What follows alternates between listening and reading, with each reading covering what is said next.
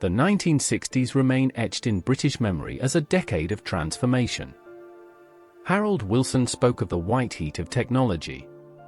The Beatles conquered America.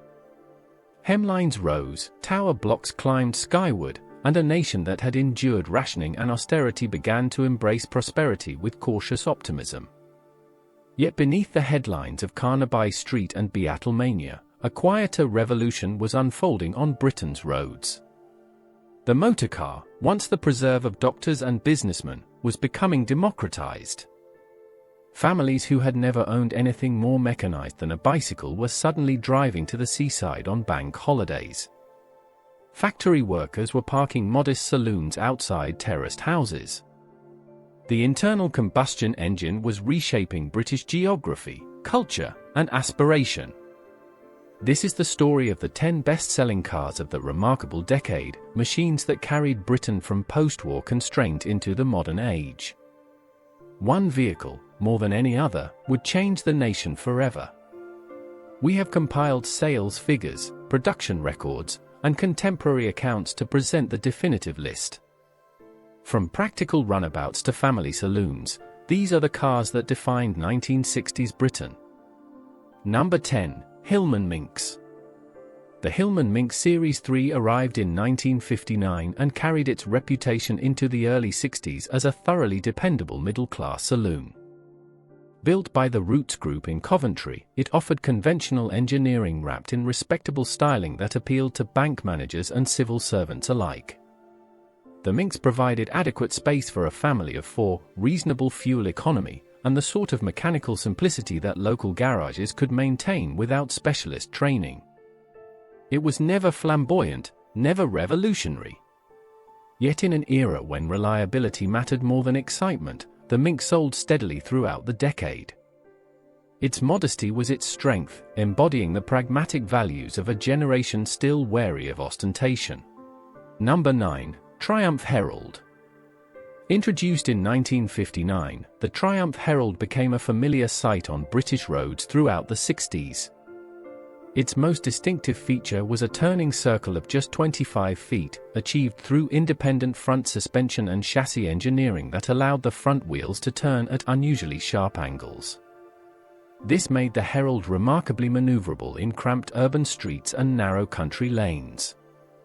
The car's styling, penned by Giovanni Michelotti, offered a certain continental elegance uncommon in British small cars of the period. Available as a saloon, coupe, convertible, and estate, the Herald appealed to buyers seeking something more characterful than the average economy car. It was practical, yes, but it possessed a degree of charm. Number 8. Vauxhall Victor.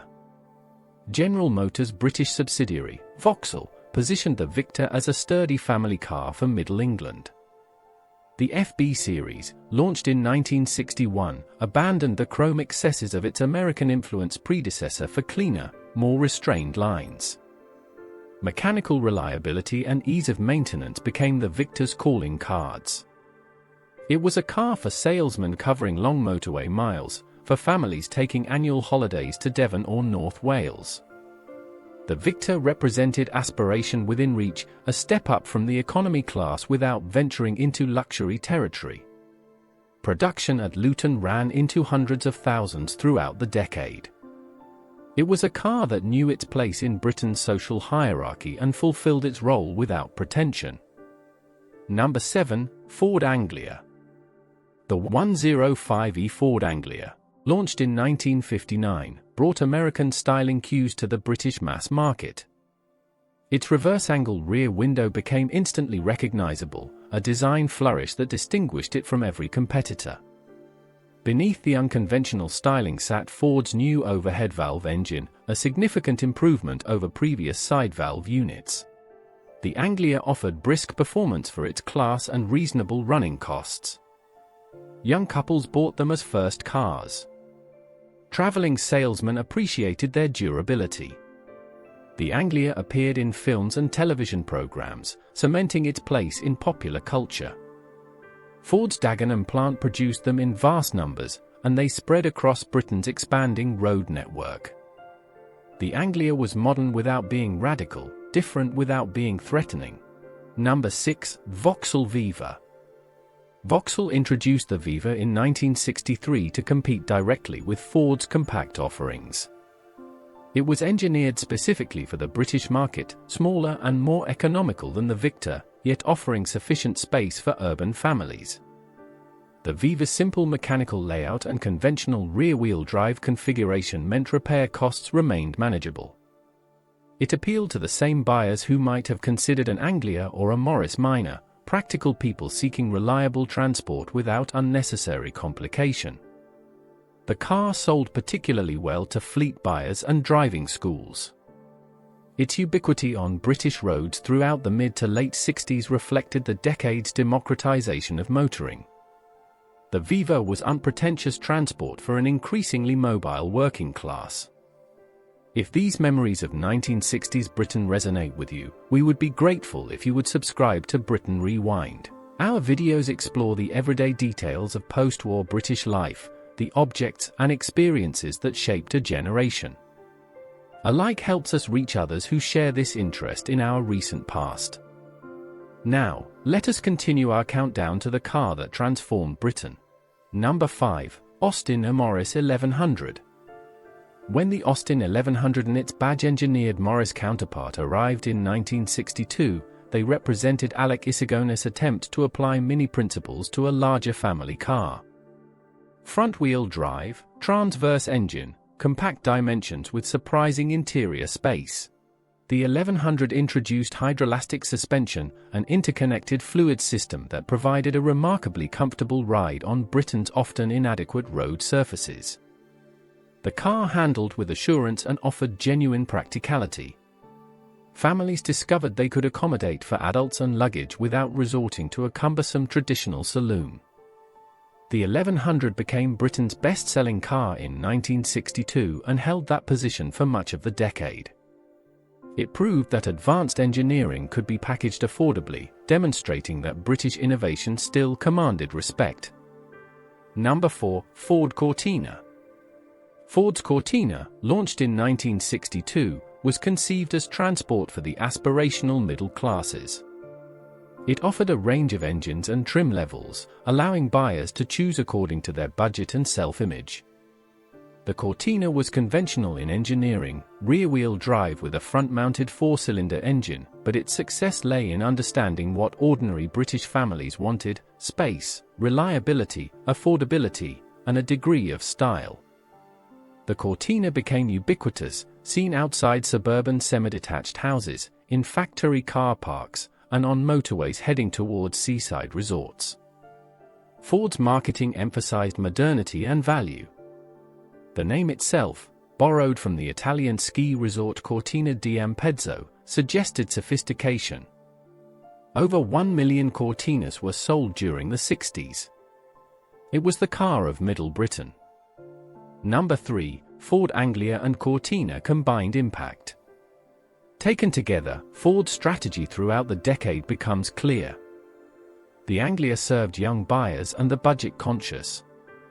The Cortina targeted families and middle management. Between them, these two models established Ford's dominance of the British market. The company understood manufacturing efficiency, dealer networks, and marketing in ways that British manufacturers struggled to match. Ford's American parentage brought investment and modern production techniques. By decade's end, 1 in 3 new cars sold in Britain wore a Ford badge. Number 2. Morris Minor. Alec Isagonis designed the Morris Minor in the 1940s, but the car reached its greatest popularity during the 1960s. Over 1 million had been produced by 1961, the first British car to achieve this milestone. The Minor's appeal lay in its combination of nimble handling, economical operation, and charming appearance. It was a car that inspired affection rather than mere utility. Teachers drove them, district nurses relied on them, and countless families learned motoring in them. The Minor's popularity transcended class boundaries. It appeared equally at home outside a country cottage or a city terrace. When production finally ceased in 1971, the Morris Minor had become woven into the fabric of British life, a mechanical companion to a generation. Number 1. BMC Mini. In 1959, the British Motor Corporation unveiled a car that would become a cultural icon. The Mini, designed by Alec Issigonis in response to the 1956 Suez Crisis and subsequent fuel shortages, revolutionized automobile packaging. By mounting the engine transversely and driving the front wheels, Issigonis created a vehicle just 10 feet long that could accommodate for adults. 80% of the Mini's floor plan was available for passengers and luggage, an unheard-of proportion. The engineering was brilliant, the execution occasionally flawed, but the concept was transformative. The Mini transcended its utilitarian origins. Film stars purchased custom versions. Racing driver John Cooper created high-performance variants that won the Monte Carlo Rally. Fashion models posed alongside Minis in Carnaby Street. The car became synonymous with 1960s Britain, with youth, with modernity. Yet it also served as practical transport for ordinary families. Production continued for 4 decades. Over 5 million were built. The Mini changed how Britain thought about cars, proving that small could be desirable, that innovation mattered more than tradition. It represented the confidence and creativity of the decade. No vehicle better symbolized the democratization of motoring or captured the spirit of an era when Britain, despite economic challenges, still believed it could lead the world in design and engineering. These 10 cars carried Britain through a decade of profound change.